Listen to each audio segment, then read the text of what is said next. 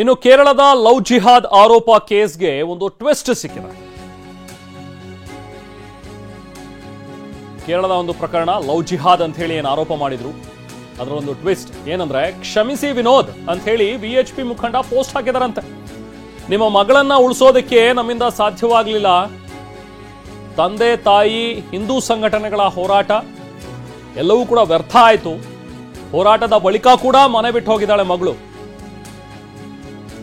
So ಕೇರಳದ high court ಆದೇಶದಿಂದ ಈಗ ವಿಸ್ಮಯಾಳ ಮದುವೆ ಕೂಡ ಆಗಿದೆ. ಸೊ ಹಾಗಾಗಿ ಈಗ ವಿಎಚ್ಪಿ ಮುಖಂಡ ಸಾರಿ ಕೇಳಿದ್ದಾರೆ. ವಿಸ್ಮಯ ತಂದೆ ಬಳಿ ಕ್ಷಮೆ ಕೋರಿದ್ದಾರೆ ಶರಣ್ ಪಂಪ್ವೆಲ್. ವಿಶ್ವ ಹಿಂದೂ ಪರಿಷತ್ನ ಮುಖಂಡ ಶರಣ್ ಪಂಪ್ವೆಲ್ ಮಗಳನ್ನ ಉಳಿಸಿಕೊಡಿ ಅಂತ ಹೇಳಿ ವಿಎಚ್ಪಿ ಮುಖಂಡರಿಗೆ ಮನವಿ ಮಾಡಿದ್ರಂತೆ. ಅವರ ತಂದೆ, ಈ ಮಗಳ ತಂದೆ. ಸೊ ಮುಖಂಡರಿಗೆ ವಿಸ್ಮಯ ಅವರ ತಂದೆ ವಿನೋದ್ ಅವರು ಮನವಿ ಮಾಡಿದ್ರು. ಬಟ್ ನಿಮ್ಮ ಮಗಳನ್ನ ಉಳಿಸ್ಕೊಡೋದಕ್ಕೆ ಸಾಧ್ಯ ಆಗಲಿಲ್ಲ ನಮ್ಮ ಕೈಲಿ, ವಿಷಾದಿಸ್ತೀವಿ ಅಂತ ಹೇಳಿ ಒಂದು ಪೋಸ್ಟ್ ಹಾಕೊಂಡಿದ್ದಾರೆ.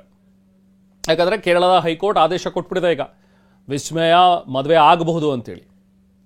ಸೊ ಹಾಗಾಗಿ ಆಕೆ ಈಗ ಮೊಹಮ್ಮದ್ ಅಶ್ಫಾಕ್ ಜೊತೆಗೆ ಮದುವೆ ಆಗಿದ್ದಾಳೆ. ನೋಡಿ, ಫೋಟೋಸ್ ಕೂಡ ಹಂಚ್ಕೊಂಡಿದ್ದಾರೆ ವಿಸ್ಮಯ ದಂಪತಿ. ಅವರಿಬ್ರು ಕೂಡ ಮದುವೆ ಆಗಿದೆ. ಈಗೇನು ಮಾಡೋಕ್ಕಾಗಲ್ಲ, ಯಾಕಂದ್ರೆ ಕೋರ್ಟೆ ಆದೇಶವನ್ನು ಕೊಟ್ಟಿರೋದ್ರಿಂದಾಗಿ. ಸೊ ಹಾಗಾಗಿ ಕ್ಷಮಿಸಿ ವಿನೋದ್ ಅವರೇ ಅಂತ ಹೇಳಿ ಶರಣ್ ಕುಮಾರ್ ಪಂಪ್ವೆಲ್ ಪೋಸ್ಟ್ ಮಾಡಿದ್ದಾರೆ.